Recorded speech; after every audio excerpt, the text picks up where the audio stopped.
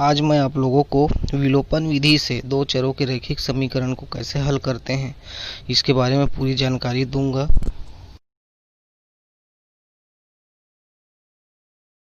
इस विधि में होता क्या है, इसमें दोनों समीकरणों या किसी एक को ऐसे उपयुक्त शून्योत्तर अचरों से गुणा करते हैं जिससे कि विलोपन किए जाने वाले चर के गुणांक बराबर हो जाते हैं।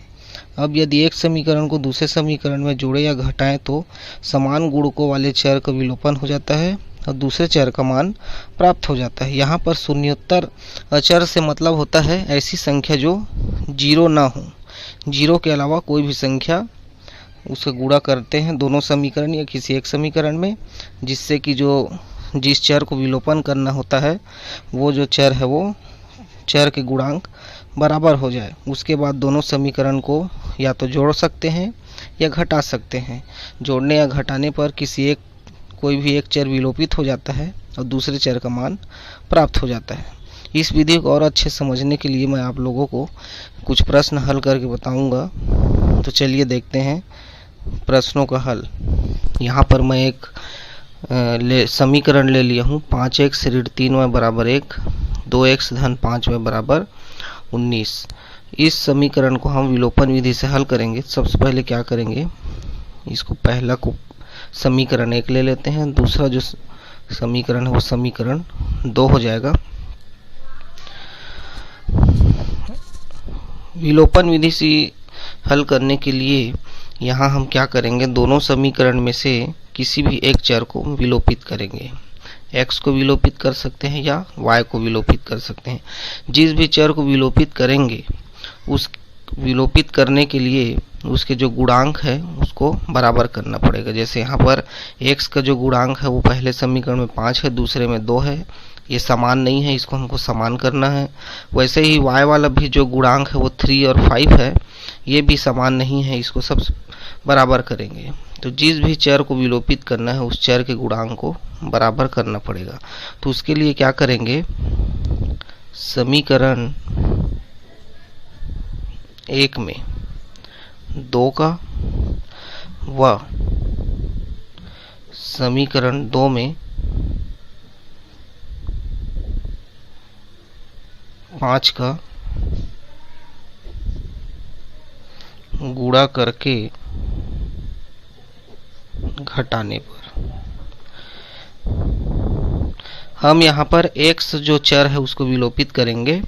तो इसके लिए समीकरण 1 में 2 का गुणा करेंगे तो यहाँ 5 दूनी 10 हो जाएगा, और इसमें अगर 5 का गुणा कर देंगे तो ये भी यहाँ पर 10 मिल जाएगा, दोनों के गुणांक समान हो जाएंगे।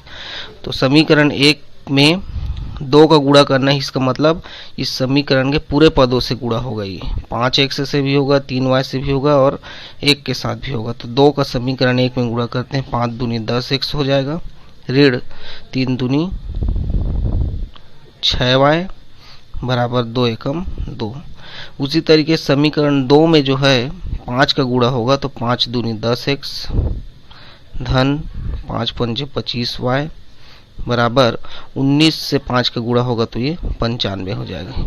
इसके बाद इसको घटाना है, घटाने के लिए चिन्ह बदल देंगे सेकंड समीकरण का, प्लस के जगह माइनस और माइनस की जगह प्लस। चूँकि यहाँ सभी प्लस में है, 10x भी प्लस में है तो ये माइनस बन जाएगा, 25 भी प्लस में है ये भी माइनस हो जाएगा, 95 भी प्लस में है ये भी माइनस। 10x और 10x दोनों समान हैं, घटेगा तो ये पद जो है वो कैंसिल हो जाएगा।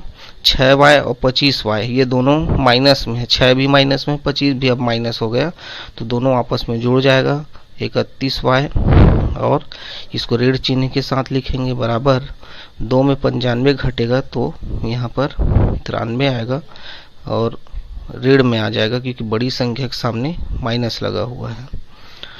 उसके बाद हमें y का मान यहाँ ज्ञात करना है, तो क्या करेंगे, माइनस जो 31 है इसको पक्षांतर कर देंगे तो -93 बटे ऋण 31।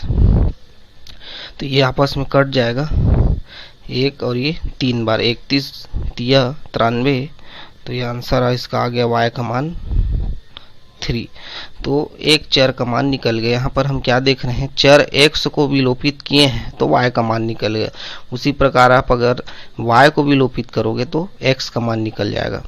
अब एक चर का मान यहाँ पर निकल चुका है y का, उसी इस चर के मान को किसी भी एक समीकरण में रख के आप दूसरे चर का मान निकाल सकते हैं। तो y का जो मान है उसको मैं समीकरण 1 में रख के हल करता हूँ।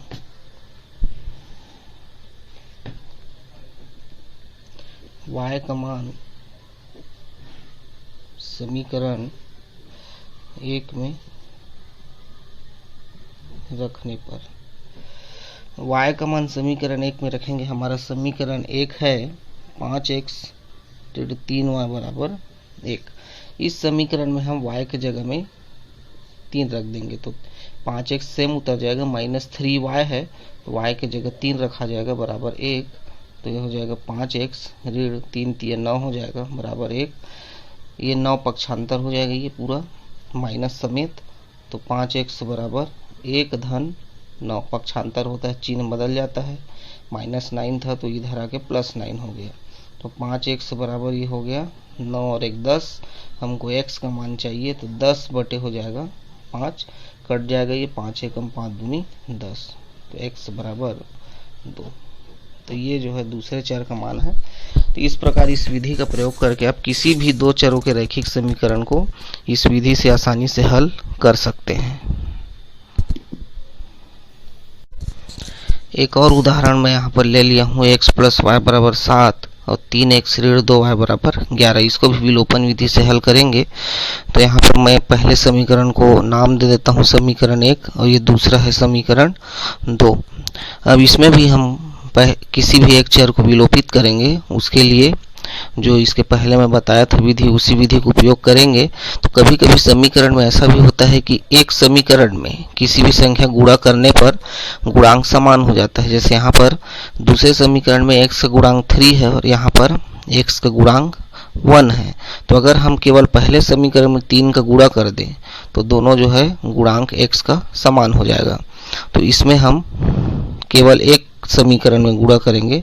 समीकरण 1 में 3 का गुणा करके समीकरण 2 से घटाने पर, तो प्रश्न के हिसाब से आप किसी भी एक समीकरण या दोनों समीकरण में गुणा कर सकते हैं।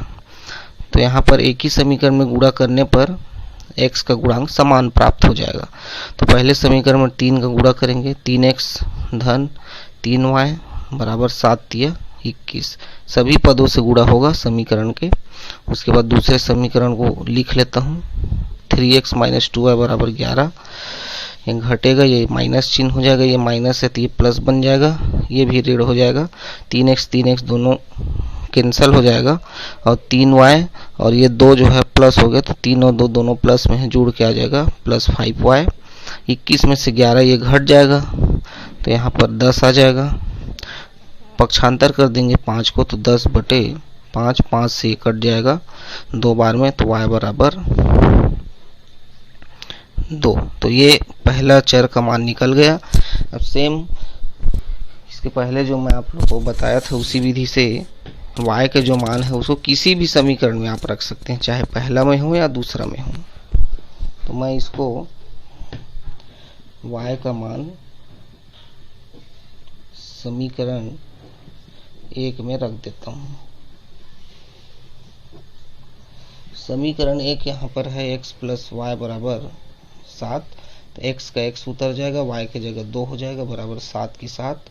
हमको x का मान चाहिए, 2 पक्षांतर हो जाएगा, 2 यहाँ प्लस में है इधर आके माइनस हो गया, x बराबर 5। ये जो है दूसरे चर का मान निकल गया। तो इस प्रकार आप आसानी से इस विधि प्रयोग करके दो चरों के रैखिक समीकरण को हल कर सकते हैं।